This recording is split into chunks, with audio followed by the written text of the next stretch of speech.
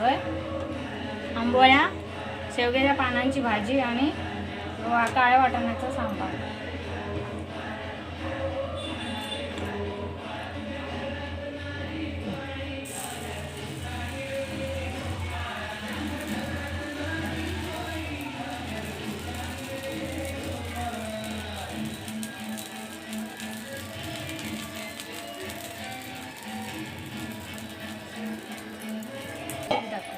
हे सांबार आहे काळ्या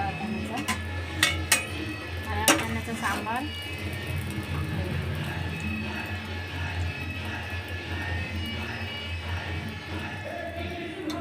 आणि ही शेवग्याच्या पानांची भाजी.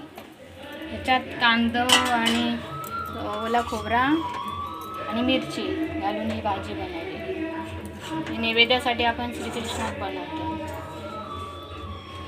अष्टमीच्या दिवशी.